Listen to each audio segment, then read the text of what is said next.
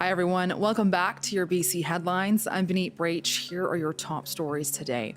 Well, in Squamish, crews are continuing to battle flames as a wildfire burns out of control. The fire is on the east side of the Sea to Sky Highway, very smoky in that area today. Crews are out with helicopters. There is an evacuation alert for the Brackendale area. 16 properties under alert. The mayor expects that number to increase to about 100 properties.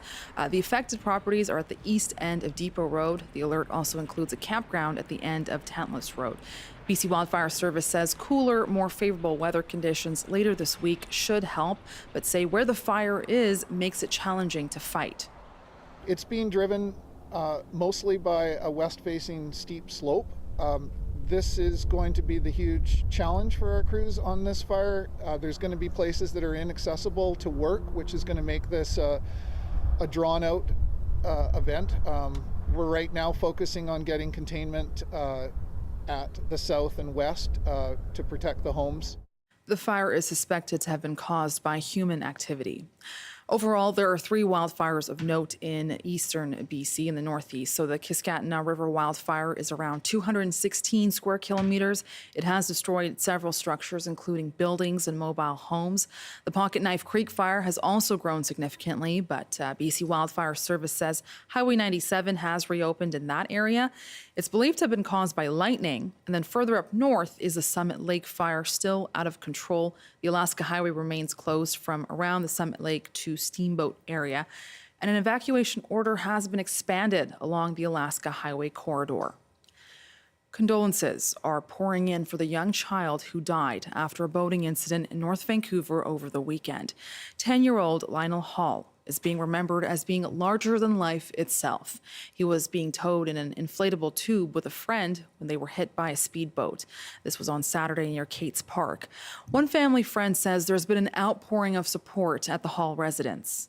Lionel's light at 10 years of age was so bright, it reached out beyond groups, beyond his sphere of influence at 10 is so massive, and all the people that have even just shown up here, his friends, his little best friends, not wanting to, leave his energy.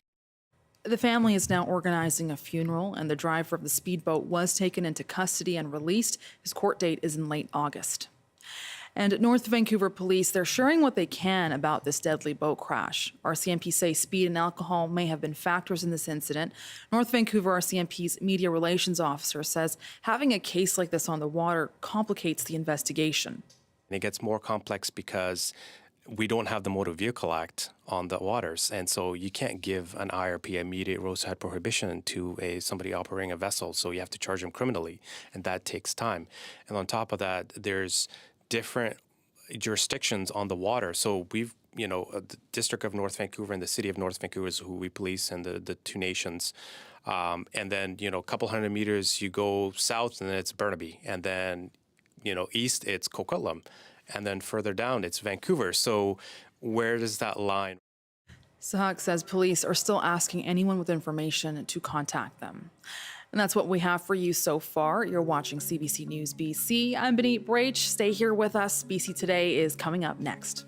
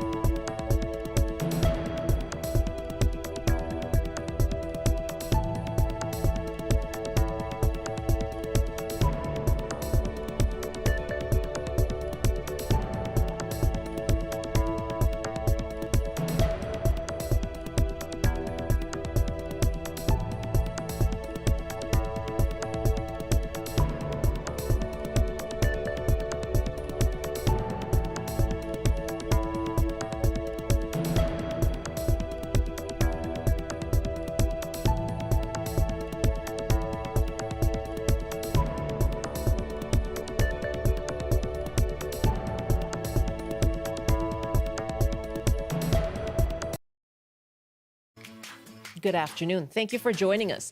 Downtown Los Angeles is on edge again today. President Trump is defending sending in troops to deal with protests against immigration raids. California's governor says that was unwarranted and antagonistic. Are you watching the LA protests, and what are your thoughts? And music education programs are at risk as BC schools cut their budgets. But what are our kids losing? How important is music education, and have you or your child benefited? We'll talk about that after 12:30. I'm Michelle Elliott. Welcome to BC Today.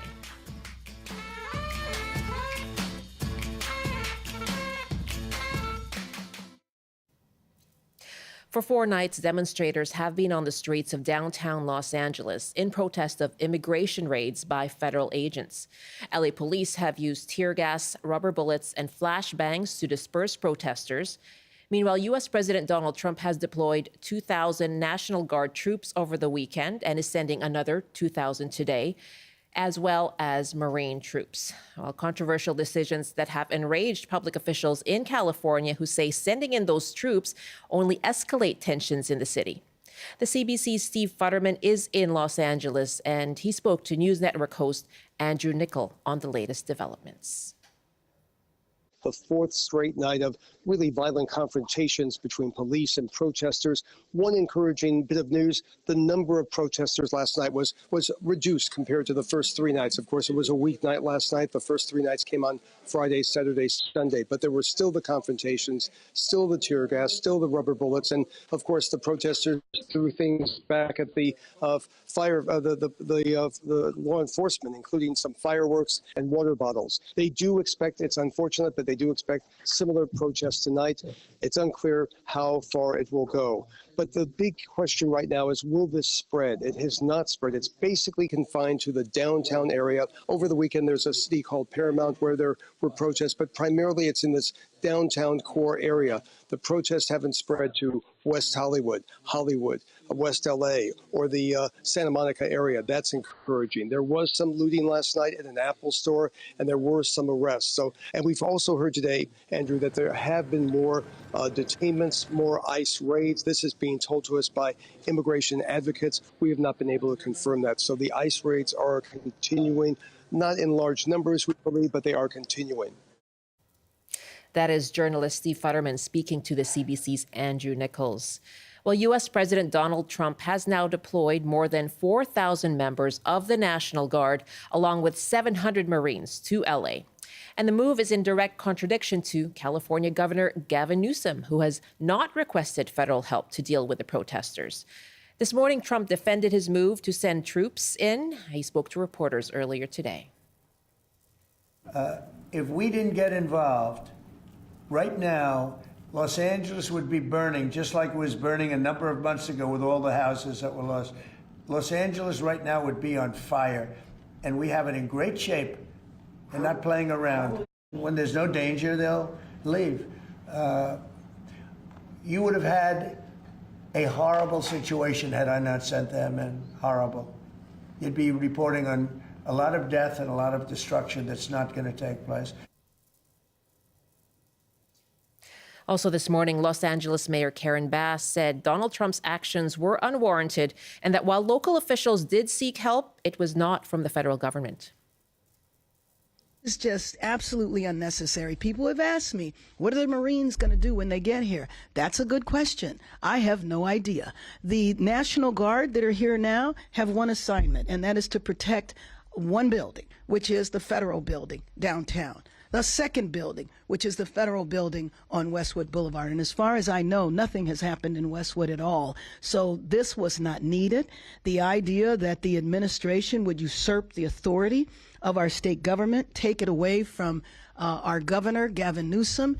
The governor knows that if we put a request in for the National Guard and it went to him, he would comply. There was never an issue there because we were never thinking about calling upon the National Guard.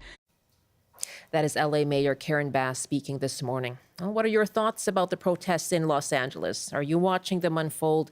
You can call us and share your thoughts. 1-800-825-5950, 604-669-3733. You can hit pound 690 on your cell phone or email bctoday@cbc.ca.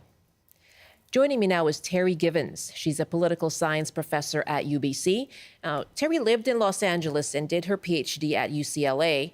We reached her today near San Francisco. Hi, Terri. Welcome back to the show. Thanks so much, Michelle, for having me. What do you make of the protests we've been seeing the past few days in LA? Well, the interesting thing about the protests, first of all, is that they were basically incited by ICE and President Trump, because in past raids, it's not unusual for there to be immigration raids. But typically they are going after, and even Trump has said, they go after criminals, they go after people who are doing bad things. This time they were going after people at birthday parties, at graduations. Actually, I was just reading a report that Los Angeles Unified School District is having to protect students at graduation ceremonies from being picked up by ICE or family members. So this is really going at, it's very provocative. I'll just leave it at that these have been very provocative actions taken by ICE. What happens to people who are getting detained?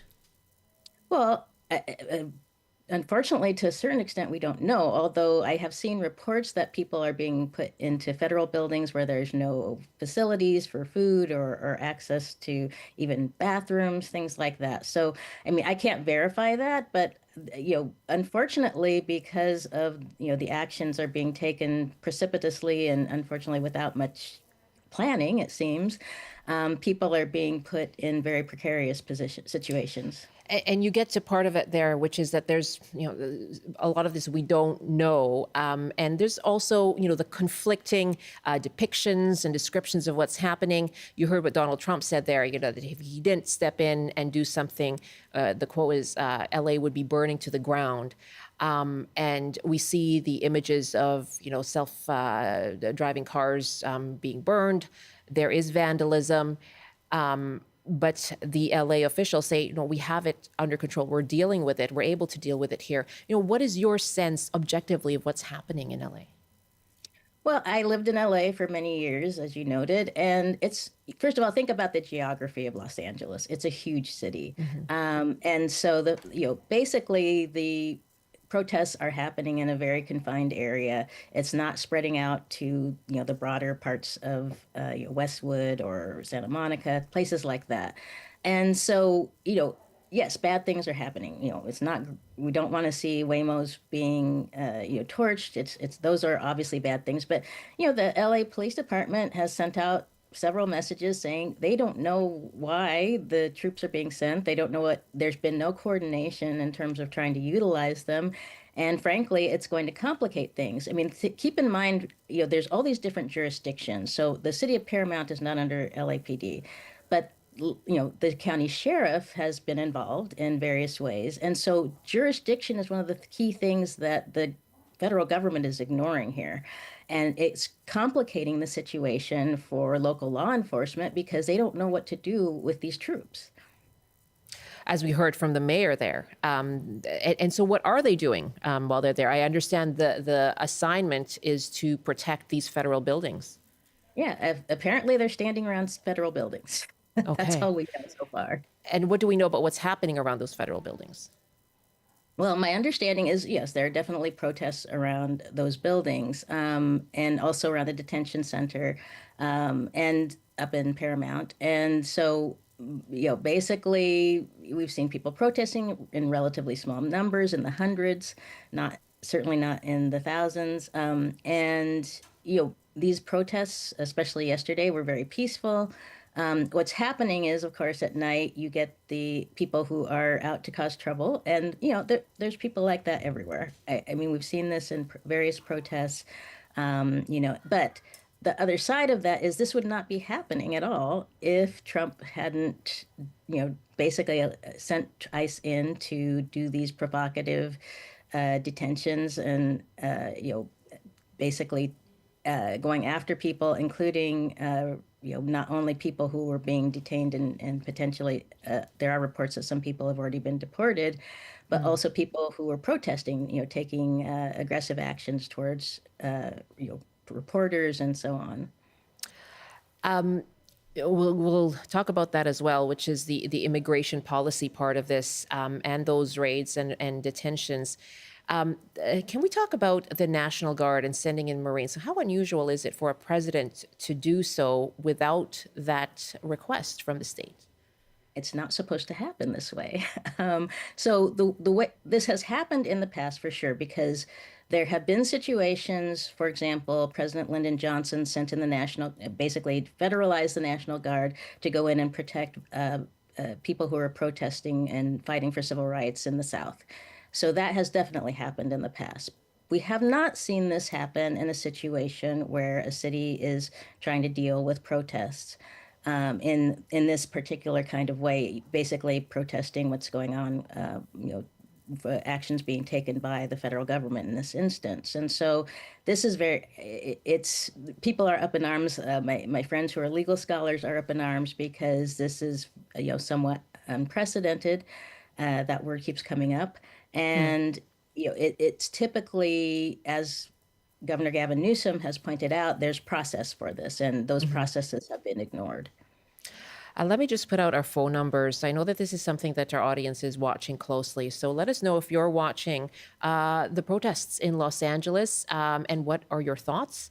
Love to hear from you. 1-800-825-5950, 604-669-3733. You can hit pound 690 on your cell phone.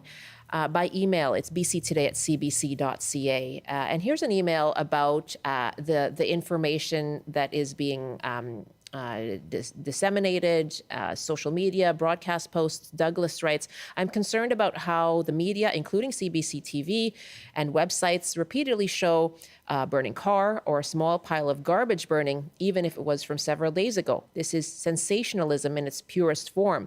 90% of the protests are rather boring. People standing opposite police and shouting at them from a distance about leaving immigrants alone. Doug, thank you very much for that. And so this is what we're trying to get to here, right, Terri, is that it can be a different view from on the ground at the protest. There can be different views given visuals that tend to make the rounds and get highlighted. How important is it, I guess, or how important is it that people get an accurate view of what is happening to understand the implications of sending in the National Guard, sending in the Marines? Well, it's very important. I mean, I saw visuals yesterday of people dancing, and being very peaceful, very calm. And so I think the part of the problem is we run on adrenaline, right? So we want to see the things that get us going. And unfortunately, we've even seen a couple members of Congress post pictures from years ago of burning police cars. There have been no police cars burned. Yes, there have, and I will say, there have been rocks and even bricks thrown at police cars, but there have not been any burnings of police cars. There have been very few attacks on the police. Actually, it's interesting to me because I'm close to San Francisco. I'm hearing the news out of San Francisco, and there actually have been a couple police officers who were injured during protests here in the Bay Area. And so, I don't want to say that those kinds of things aren't happening, but they're very limited, and that it seems that the goal of the current administration is to make it seem like the fires in LA, that was a huge catastrophe. This is nothing like that. So what could be the result, or what impact does it have when the president speaks to media this morning and defends the steps that he's taken by saying, if I hadn't done what I'd done, LA would be burning right now. What impact does that kind of language have? Well, there's a political logic behind this. Trump is playing to his supporters, but in a sense, I think he's also trying to inflame those who are, those in California who are protesting. He's trying to undermine Gavin Newsom and other leaders like Karen Bass. So I think there is a political logic of trying to undermine political leaders who he doesn't like, for one thing, but also to, get more support from, or to show his own supporters that he is, he's being the tough guy and going out there and, using troops. But to be honest, I think this is something he's always wanted to do. During, 2020, he had talked to his staff about sending out the troops, and he's finally getting to do it because he's got, basically advisors around him who aren't willing to say no. And there's going to be legal ramifications for all of this. I mean, some are saying that, he has, because of the expansion of presidential powers, that he may have the right to do this. But certainly, California is going to be stepping up, and, and the leadership is going to go after him and say, hey, no, there's processes that need to be followed. And on that, California has filed suit to stop Donald Trump from using military, according to the Attorney General there, to intimidate. And Rob Bonta says, we're asking for a court order to halt the Trump administration from using the military and the federalized National Guard to patrol our communities.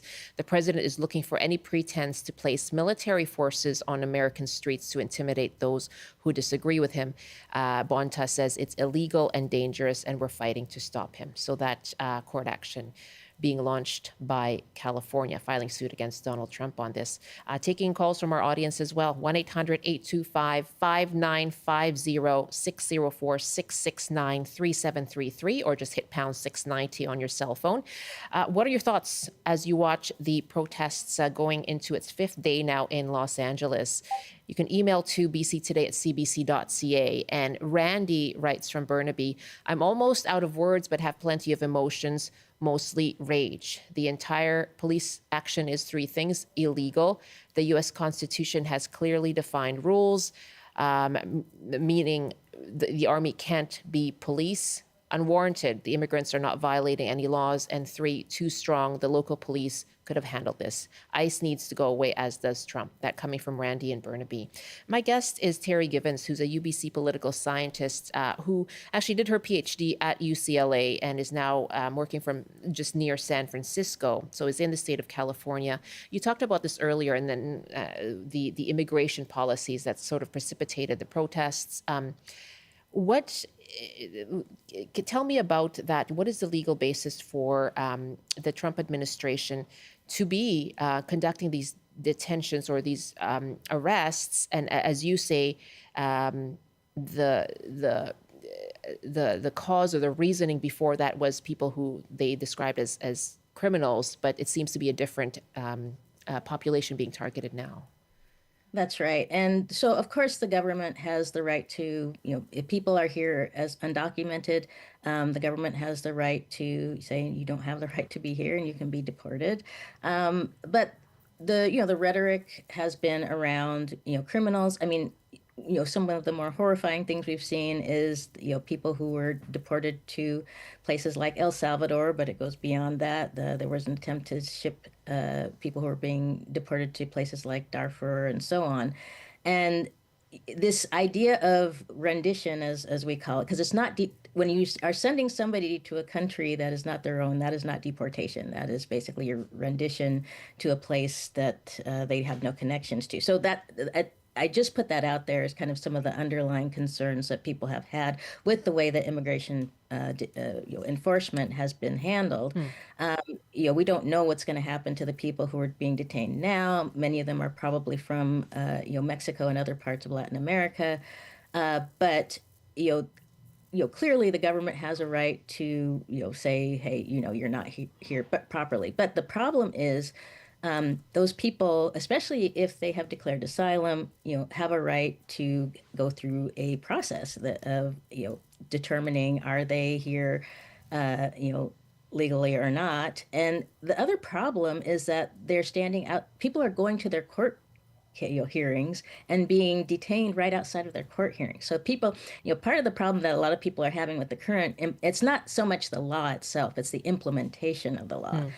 And so the way that the ICE and Trump are going about it is literally standing in court, outside of courtrooms, and grabbing people, putting them in zip ties as they're stepping out of their court hearings. And I've even heard of situations where people were expecting to have like a Zoom hearing. They're asked to actually come into court, and their case, the judge, dismisses their case, and they're sent out and immediately put into detention. And so it's almost entrapment in many ways. And these are people who are not illegal, quote unquote, in the sense that they are pursuing the process to be able to stay in the country legally. My guest is Terri Givens, UBC professor who is in San Francisco or near San Francisco, which is where we're reaching her. We are taking your calls on this 1-800-825-5950, 604-669-3733. It's 1226. This is BC Today. And Los Angelinos are watching the face-offs happening on the streets with concern. Nolan Marshall III is the executive director of the Social District, which is the downtown LA business improvement area. He spoke this morning to Lindsay Duncombe on the Early Edition about what he's seeing. The National Guard are mostly here to protect two federal buildings that are in the Civic Center of downtown LA. I certainly haven't seen any reason for National Guards to be deployed anywhere else in LA. I recognize from all the calls I received and all the things that I've seen on a lot of media that there certainly is a lot of attention on LA, and it makes it seem as if the entire city is under crisis, but it really is isolated to a few blocks in our very large downtown where we're having a couple of issues with a relatively small handful of protesters. I think the presence of National Guard has been a bit of an overreaction, and certainly the soon-to-be presence of U.S. Marines certainly has everyone feeling a bit of tension here. Okay, and we are getting some more emails on this now as well. Meg writes, important to mention that it was proven that Trump incited the insurrection at the Capitol in order to overturn the results of a fair election, and it took him 3 hours to bring in the National Guard, even though people were begging him to protect the local police. But here, because of a couple of to bring in the National Guard, rather, because Trump wasn't in office then. But here, because a couple of foreign flags were raised, he preemptively brings in all sorts of military. He pardoned all the insurrectionists from the Capitol, so it's obvious only going to bring force out to protect his interests.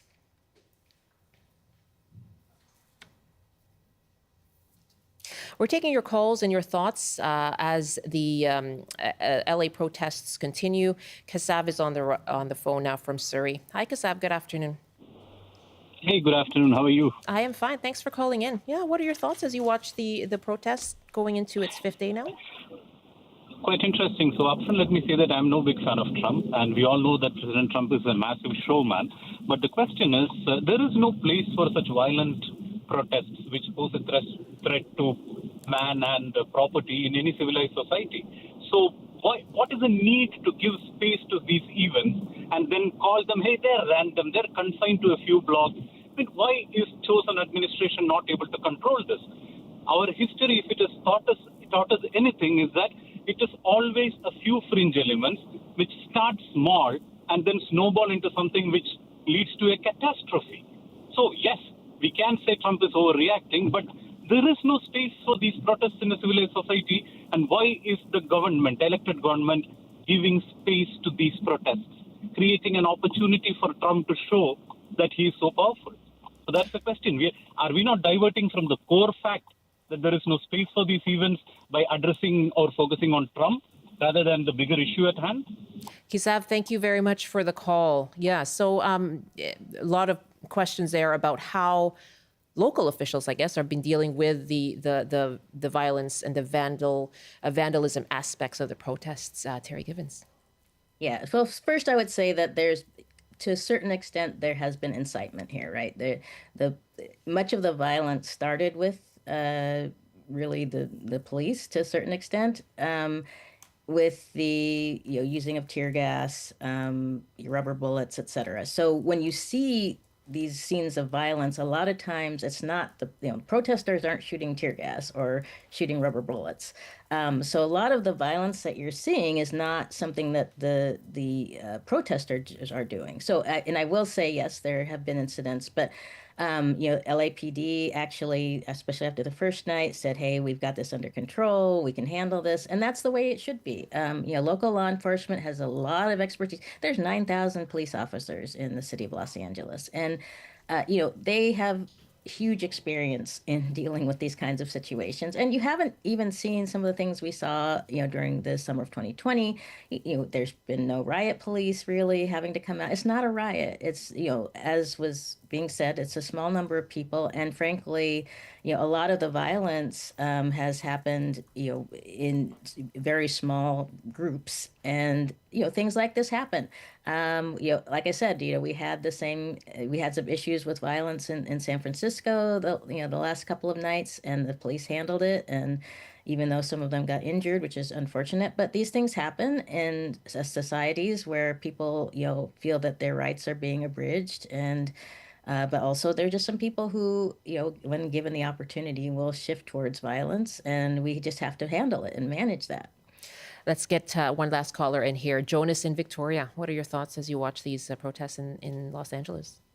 Well, good morning, and I'm so thankful for your guest. They're coming up from on the phone from San Francisco. I think that the best analogy I can give right now is it's like the optics that can be either a telescope or a microscope. You just flip it around, right? And we are having a tendency to look at the myopics of this. This is something of a final argument of Donald Trump's of why he should run the world. And people don't seem to be really able to look at that. You're saying this is part of a bigger picture. Absolutely.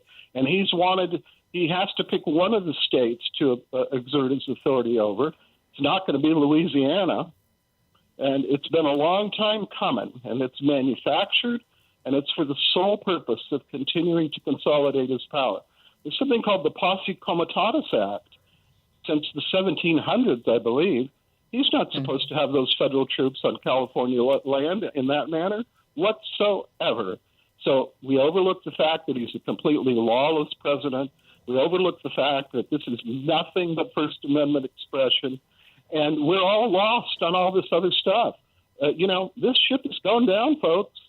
And people better get with it and use the optics that we do have more in terms of historical perspective. This is 1969. This is the Red Scare of the 50s. This is a lot of things. This is Lindbergh. This is a lot like Musk. And people need to know that we actually come from a history of madmen that do want to rule the world. Why do we have to keep continuing to express ourselves like this is something new? We're all frogs being cooked in the pot. It's really kind of outrageous if you start thinking of it that way. Jonas, I do appreciate hearing from you as well in Victoria. And Terri Givens, it's good to have this conversation to try and make sense, of course, of the world around us and what's happening specifically in Los Angeles. I really appreciate your time as well. Thank you so much. And Michelle, I would just add that, yes, the historical perspective is important, but also the broader perspective of where we're at in the United States. And we're a big country.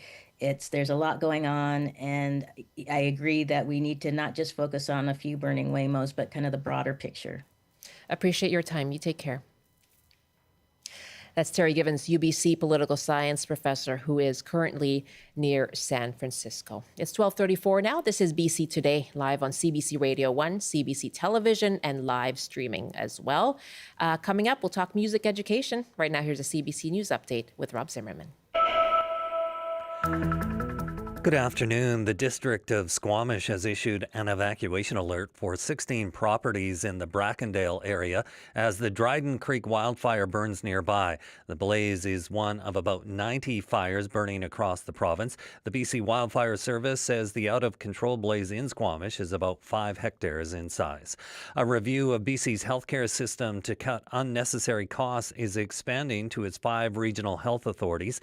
Health Minister Josie Osborne says government is searching for additional funds for frontline patient care by consolidating corporate functions, optimizing shared services, and reducing duplication. And a mediator has been appointed to help bring an end to the transit strike in the Cowichan Valley. Bus and handy-dart operators have been on strike since February 8th. Labour Minister Jennifer Whiteside appointed a mediation officer to start today. He's expected to report back in 10 days. if the dispute isn't resolved. And now the forecast on the North Coast, mainly sunny this afternoon with a high of 15, highs around 18 with widespread smoke in the Peace. In the central interior, including Prince George, sunny with a high of 22, highs from 31 to 35 with a mix of sun and cloud in the Kootenays. In the southern interior, including Kelowna, mainly sunny with a high of 34. And for Metro Vancouver, Greater Victoria and the Fraser Valley, lots of sunshine this afternoon with highs from 18 to 26 inland. That's your CBC News update from Vancouver. Thank you, Rob. That is Rob Zimmerman in the CBC Vancouver newsroom. Let's give you a quick update on those BC wildfires. First, in the northeast, the Kiskatinaw River fire that did spread into Alberta remained active due to the high winds over the past few days, but today could offer help to firefighters with milder winds, lower temperatures, and higher humidity.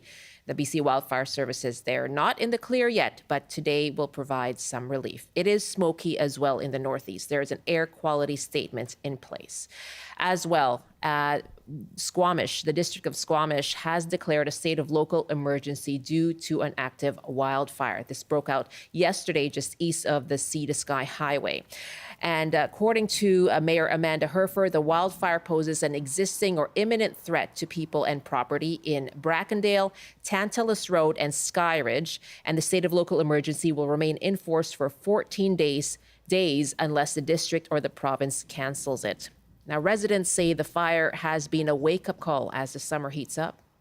I don't live at the north end of town. I'd imagine these folks are very anxious. But yeah, when you see a helicopter dropping buckets of water pretty clear in your eye, it's a little scary. Fire in town this early in the season. You're worried about what's happening. You got a lot of hot months left, and yeah, not a lot of rain on the forecast right now. So yeah, for sure worried.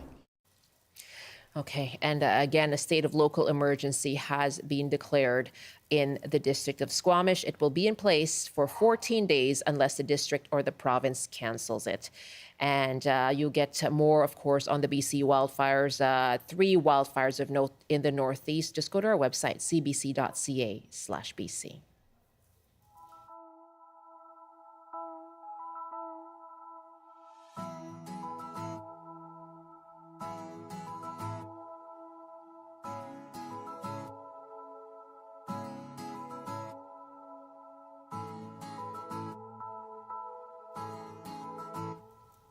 Now, amid school budget cuts and districts facing program cuts, we've been talking about the challenges of preserving music education in schools. So we're asking you this half hour, how important is music education?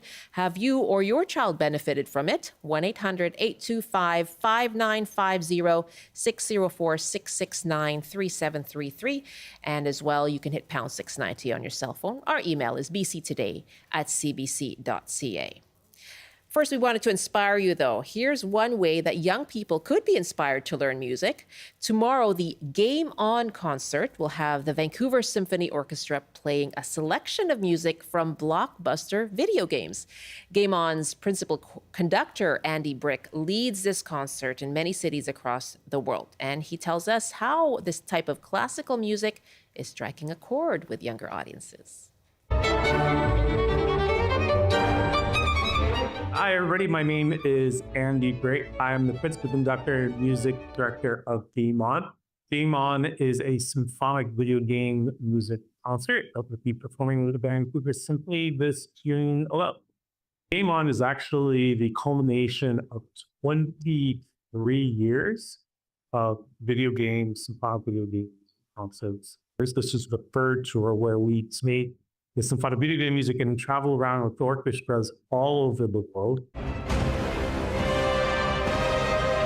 And we sat down and we looked at about 100 different video game music titles or video game titles from the past 20 years or so, and came up with an initial list of 16 titles, which has now expanded to about 25, that are sort of not just blockbuster video game music titles or video game titles, but they also represent something really special.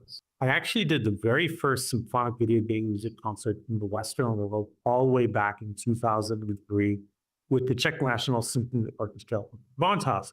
And back then nobody had done this. And I remember in that first rehearsal, walking into the first rehearsal, and all the musicians were like we doing here? What is game music? And kind of looking around at each other. But when we got to the concert hall, so the Bachhaus in Leipzig, Germany, it was sold out. And the audience was kind of going crazy. And the musicians were like, hey, rock stars, this is kind of cool.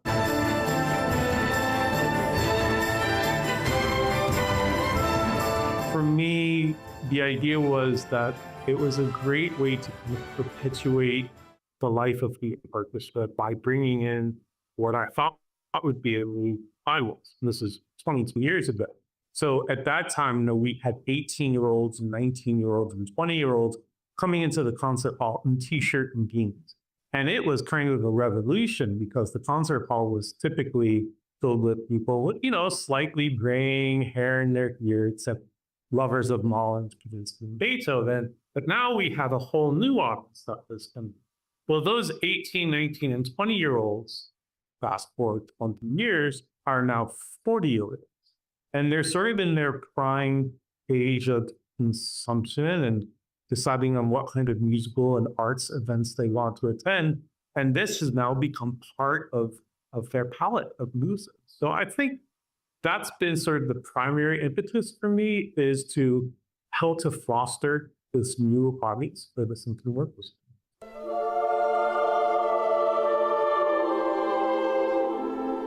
For me, when I visit an orchestra, or back to an orchestra, I typically tend to see the younger side of an orchestra audience because of the repertoire and the program that I do. But I think in general that the orchestras that are open to Vancouver Symphony and welcoming this new audience are seeing a younger audience. But I think there's another distinction here. And that is, we're seeing an audience whose palette of music is really diverse and really open. So they're not just coming to hear symphonic music concerts, but they're going out to pop concerts. They're listening to hip hop. They're listening to jazz. Because of the accessibility of music, their palette is huge. And I think that huge palette gives orchestras like the VSO an opportunity to capture this new audience in a way it's going to make it lasting. And perhaps that's the difference. Like 20 years ago, it was just a matter of getting the audience in the door for the first time. This new audience, this number. Now I think it's a question of not only capturing that same audience who's now 35, 40 years old, but I think they're also becoming a part of the orchestral community. So they're becoming subscribers, or they're at least coming to the key concert events at the symphony. That was Andy Brick, the principal conductor for Game On, and that concert is tomorrow night at the Orpheum Theatre in Vancouver. Okay, we are asking you, what is the importance of music education? And of course, we've been covering this, right? Last week, we talked to the Burnaby Teachers Association about budget cuts the district is facing, and the grade 7 band program is among the first programs to get cut. Surrey also confirming that it was cutting its grade 7 band as well. In Maple Ridge, they proposed cutting their band program, but a rally in support of their grade 7 band program ended with the school district reversing that proposal, taking the money instead from their operating budget surplus on a one-time basis. So that saves that program for this year. So we're asking you, how important are music education programs? And have you or your child benefited? 1-800-825-5950, 604-669-3733. You can hit pound 690 on your cell phone.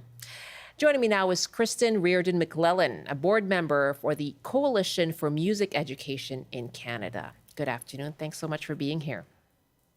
Good afternoon, Michelle. Thanks so much for having me. What goes through your mind? Here you have, the efforts to entice young people into music and music education using video game music. At the same time, we're looking at some programs getting cut due to budget constraints. Yeah, I mean, it seems like such a disconnect between what we're seeing among the interests of young people and what they choose to spend their time doing, and then the decisions that older people are making for them. And it's so disheartening to see school districts putting music programs on their chopping blocks, and we can, speak to this from a perspective of all of the benefits of music education, which I think, generally, if you went around the community and asked people what they think the benefits of music education are, they'd probably be able to tell you that.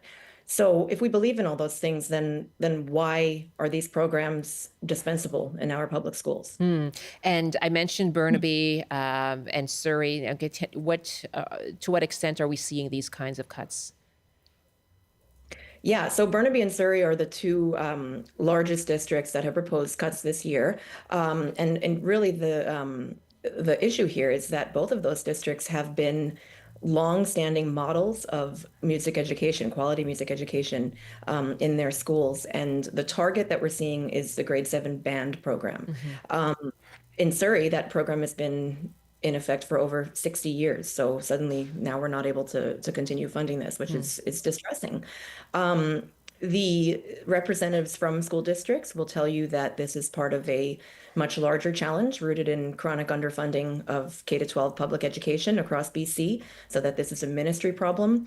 And there certainly is truth to that. And I think those of us in the education field can agree that music, not just music education, but K-12 education is underfunded in our province. And so this systemic issue then of underfunding is placing school districts in a position where they're having to make impossible decisions, decisions that reflect their funding realities rather than educational values. And so while that is true, and we can blame chronic underfunding, there are other issues I think we need to shed light on, though, which is ultimately we have to take the money that we have and make decisions on how to spend that money. And it is questionable as to why is it music that is it's always like the first thing to go. Why do you think that is? Well, one myth that I've heard, especially in the last several years in BC since the new curriculum came out, is that when financial times are tough, we're starting to see school districts, especially Surrey, especially in the last few weeks, adjusting language to support their purpose. So they want to save money. They see the grade 7 band program as a viable solution. And so there's this myth that band specifically is not part of the BC curriculum, or that band is extracurricular. And that could not be more false. Band is a valid curriculum-aligned way to deliver the arts education curriculum. So if you look at BC curriculum documents, you see arts education, fine arts, as the subject that needs to be taught. And in many schools, band is the exclusive vehicle, the medium, through which that curriculum is delivered. So band is the delivery model. And so taking that away in many schools ultimately takes away all of the music education that those students are getting in these elementary schools. So with the flexibility in the BC curriculum, so that it's designed to have lots of teacher autonomy in place and opportunities for schools and educators to make decisions on how they want to teach the content and what they want to teach. But saying band doesn't belong in the curriculum is kind of like saying that you can't use volleyball to teach team sports in PE. And so when you look at the arts education curriculum document, it really does specifically talk about the valuable effects of ensemble-based music learning. And the way that we're doing that in our public schools is band. We have some calls and emails coming in too. Alan writes from West Vancouver, band in high school taught me the value of practice, how to perform as an individual, how to perform as a group, and that it takes a diverse group of people working together to make beautiful music. Alan, thank you very much for your email. Lovely. Angie is calling us now from Surrey. Hi, Angie. What to you is the value of music education? Wow. I have to say I have been so lucky to chaperone for band tours to national and international festivals. I sat in a stadium watching single students win awards, watching school bands win awards, and watching that recognition translate to scholarships, to entrance to national and international universities. I've actually sat next to a student on a bus who received another scholarship offer from a Canadian school after hearing about their performance in Moscow, Idaho. And I want to just use the analogy, with sports. We take our kids, and if we want them to be a successful hockey player, we start them at a young age, right? And so why all of a sudden when we have this legacy of success that starts with this 60-year history of band in Surrey schools, and of course across the province, band in many schools, and that leading to success in the music industry, success in the arts industry, success in music therapy industry, why are we all of a sudden taking away that essential early education? And it's my understanding that there have been models presented to keep Band 7 in Surrey particular, and I'm sure in Burnaby and other school districts. And I've seen really creative solutions come through some districts where band has been cut and they've been able to sustain the program. And I'm concerned that there's not enough eye being given to all of these models of delivery. Yeah. Yeah. You're a parent in Surrey, Angie? I am a parent in Surrey School District, yeah. Yeah, okay. You go ahead. So my son graduated 3 years ago, and he still plays in a community big band. And my daughter's graduating this year, and I just really feel like the torch needs to be passed on to younger students. Band has such a lasting legacy, and it's so important for social emotional development for kids. And in our mental health crisis, it's and there's so many studies even with ADHD and development in academic core curriculum subjects, how music, especially ensemble music, contributes to that. Angie, really good to hear from you. Thanks very much. As a parent in Surrey, really good to hear your perspective. We have another call in Ladysmith now, and Shelley's on the line. Hi, Shelley. Good afternoon. Thank you for taking my call. Yeah. I'm a former arts educator in the District of Maple Ridge, and kudos to our board for listening to that rally. I guess my concern is not just for music, but for the larger picture of arts education as a whole, of which, of course, music is an integral part. I'd like to know when, specifically, the fine arts became some kind of a peripheral frill as opposed to core curriculum, which gets all of the attention and all of the, becomes the focus of parents funding, when the arts are a fundamental pillar of civilization. And the arts are one of the largest employers in this province in the form of the film and television industries.